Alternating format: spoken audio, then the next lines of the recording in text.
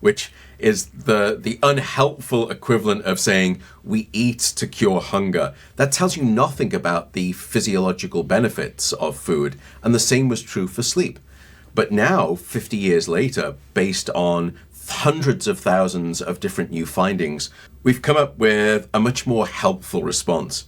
There is no major process of the body, and there is no operation of the mind that isn't wonderfully enhanced when you get sleep or demonstrably impaired when you don't get enough. So I think, simply said, sleep is the single most effective thing that you can do each and every day to reset the health of your brain and your body. What's the relationship between sleep and creativity? We've learned that sleep is far more intelligent than we ever imagined, because sleep will gather together all of the new information that you've learned during the day.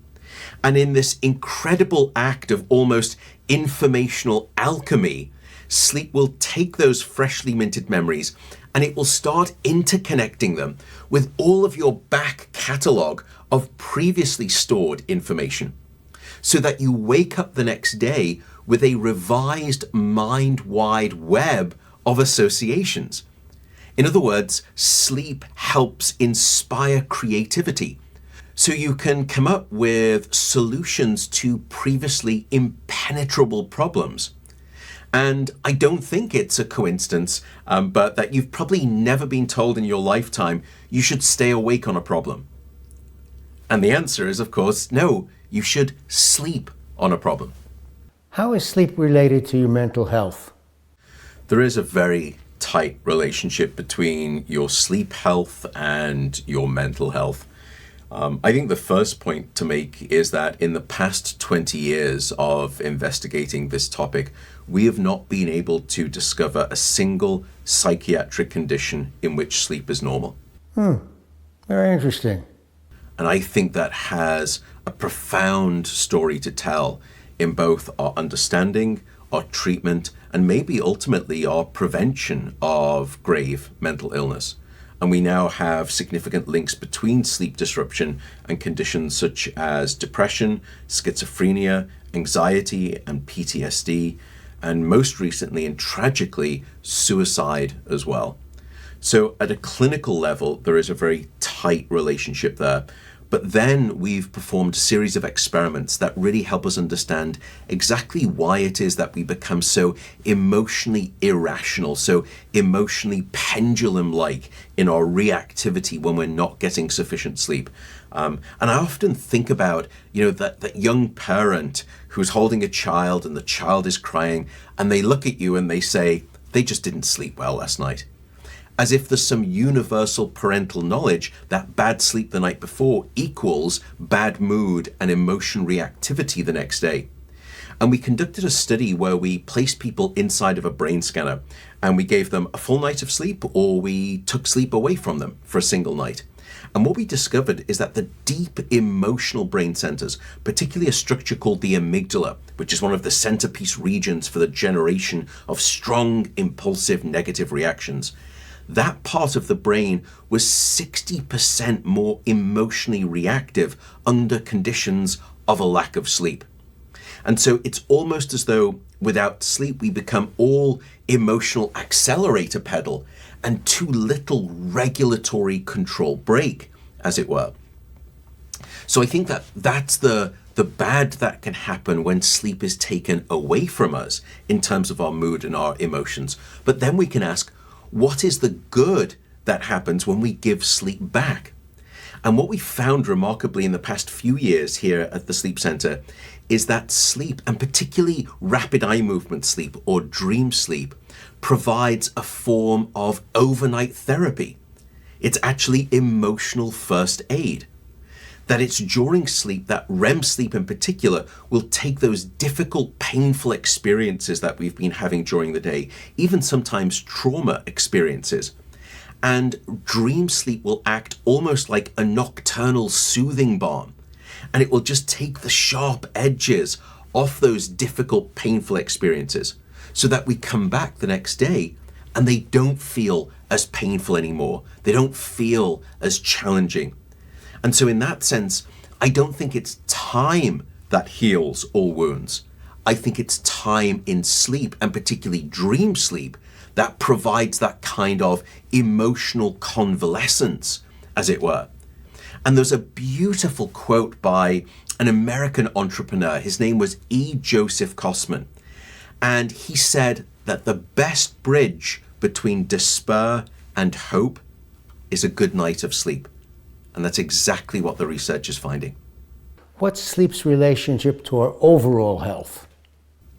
So every system in the body, every major physiological system we know, it seems to be overhauled and refreshed by sufficient sleep. So firstly, we know that your immune system is critically dependent on your sleep health. For example, if I limit you to just 4 hours of sleep for one single night, there is a 70% drop in critical anti-cancer fighting immune cells called natural killer cells. Second, we also know that your hormonal systems are intimately tied to your sleep health. If you take a group of healthy males and limit them to 4 or 5 hours of sleep for 1 week, they will have a level of testosterone which is that of someone 10 years their senior. So in other words, a lack of sleep will age a man by a decade in terms of that critical aspect of wellness. What are your thoughts on daylight saving time?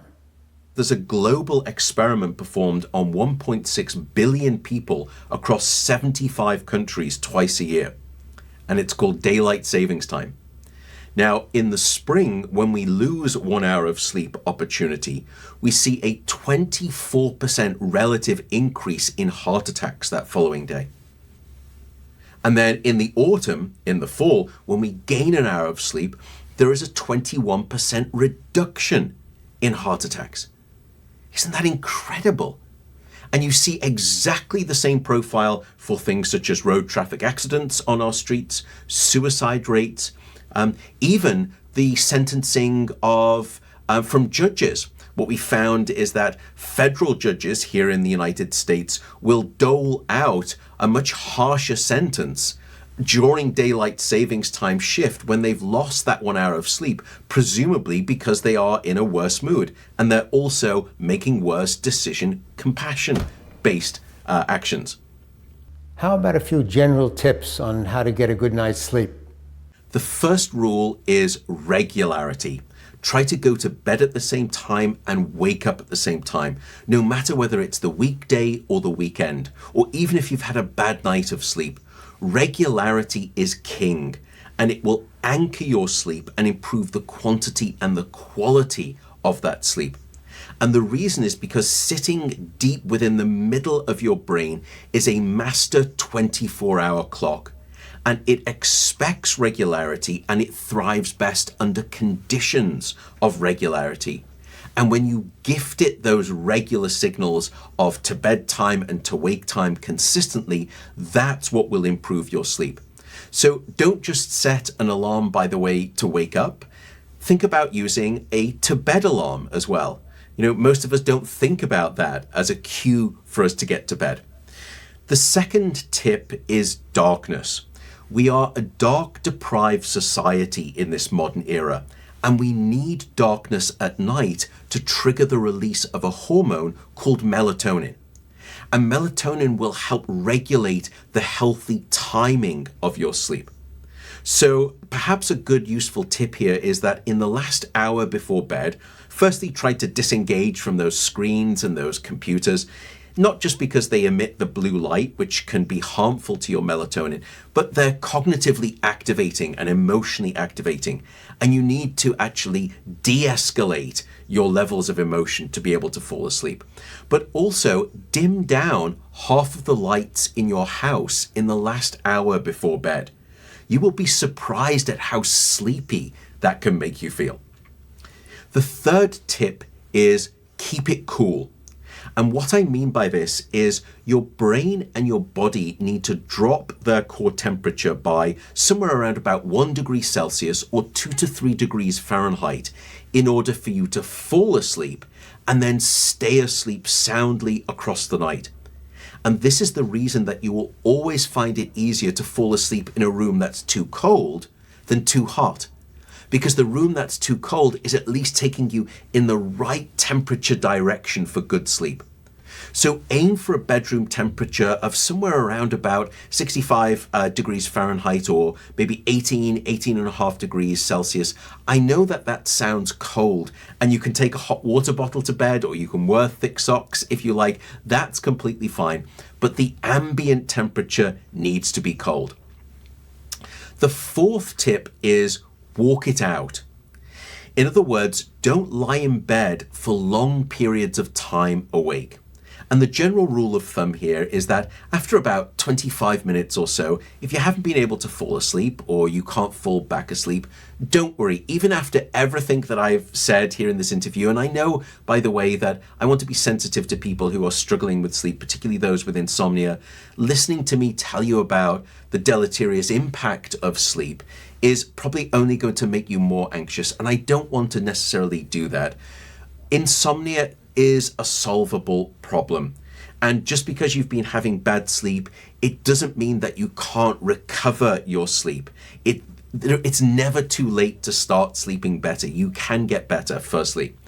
But coming back to this idea of walking it out, if you lie in bed for long periods of time, you should just firstly know that everyone has a bad night of sleep. I am not immune to periods of insomnia or bad nights of sleep.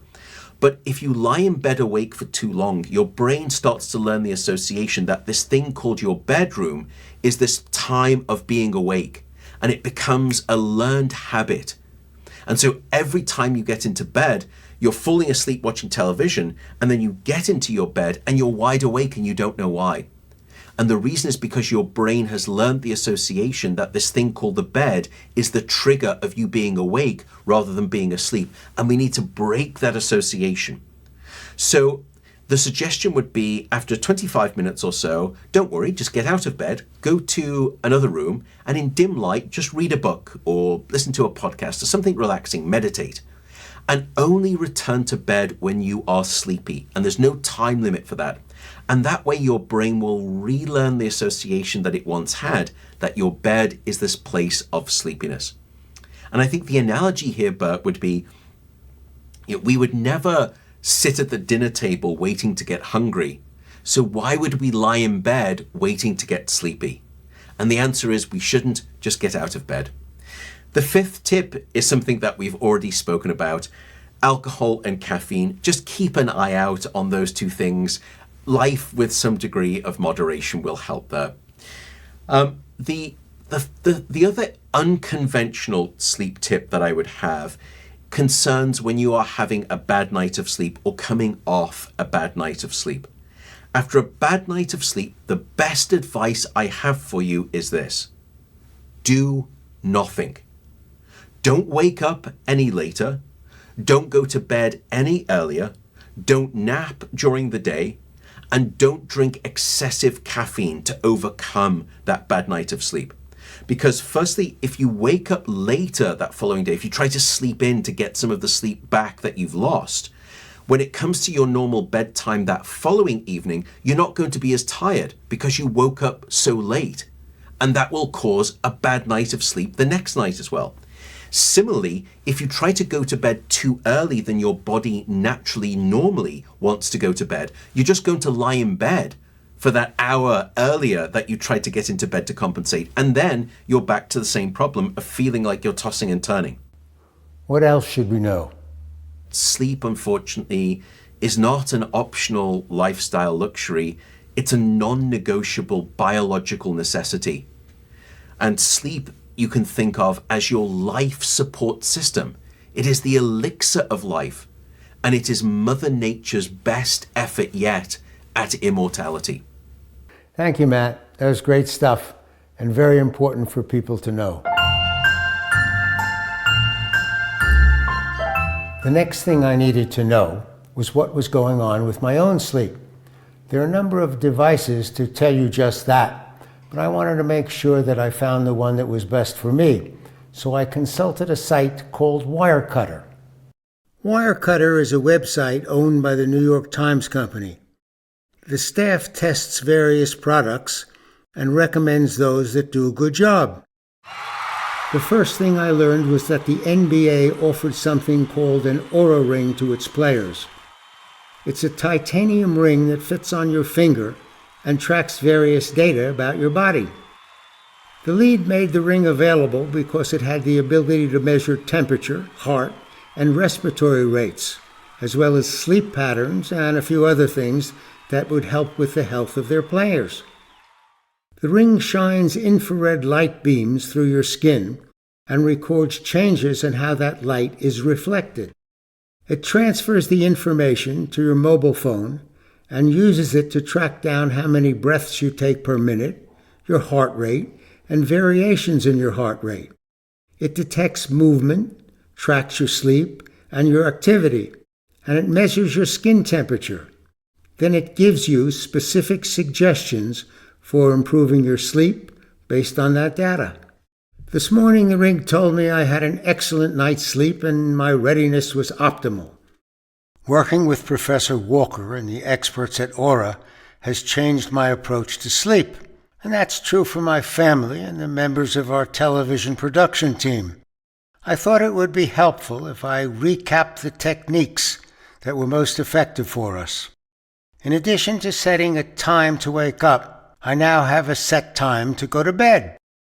My ideal bedtime is between 8:30 and 9:30, and my wake-up time is 6 a.m. That gives me 8 hours of sleep every night, and I try to keep to that schedule every night. I keep my bedroom temperature at about 68 degrees Fahrenheit. It feels a little cold to me, but Professor Walker said it will help me sleep better, and it looks like it does. And besides, I'm under the covers, so the actual room temperature is less significant. I keep the bedroom as dark as possible, and I make sure that all my electronic devices, cell phone, computer, iPad, headphones, are in another room. During the hour before I head to bed, I avoid any screen time. If I want to read, I read a book. Ink, printed on paper. Remember those? They're particularly ideal for books with lots of pictures. If I'm in bed and I can't fall asleep for about 20 minutes, I get up and read. Professor Walker had a great line. You don't sit at a table waiting to get hungry. Why would you lie in bed waiting to get sleepy? In the 3 hours before your bedtime, avoid alcohol and caffeinated beverages. The idea of a glass of brandy or port as a nightcap sounds good, and it may help you fall asleep, but after a few hours, the alcohol or caffeine will wake you up. It's also helpful to avoid exercise in the 2 or 3 hours before you go to bed. On a personal note, on the hours before I go to bed, I also try to avoid talking about any subject that would upset me. No politics, no negative discussions about the behavior of family members. Was there trouble? A small altercation. No comments about the dismal performance of the New York Knicks. And no watching of the evening news. Years ago, I worked at the ABC station in New York City. There was a sign on the door of the news director's office that read, "If it bleeds, it leads." It was a reminder to all reporters that the opening story of the program should be about something terrible that happened to somebody. Why would you want to try and go to bed after that? Though in a partial defense of the media, I should point out that we are historically disposed to pay attention to things that are scary or dangerous. Millions of years ago, it became apparent that if our ancestors were walking through the forest, and on one side of the path was a bunch of berries, and the other side was a lion getting ready to jump you, you should pay attention to the lion and not the berries. Paying attention to bad news is a survival technique. The newsroom sign that said, "If it bleeds, it leads," is just taking advantage of our natural tendencies. In the morning, I check the information on my cell phone that was sent to it by my ring. I can see how I did during the night and adjust my plan for the day accordingly. Of course, it didn't tell me what I should be ready for, but considering all things, it decided that I was in sufficiently good shape to make this program. And so I did. And I thank you for watching, and I hope you will join us for our future programs right here on your local public broadcasting station. If you'd like to see this program again, or any of the hundreds of programs we've made for our public broadcasting stations, visit burtwolf.com or the Burt Wolf YouTube channel.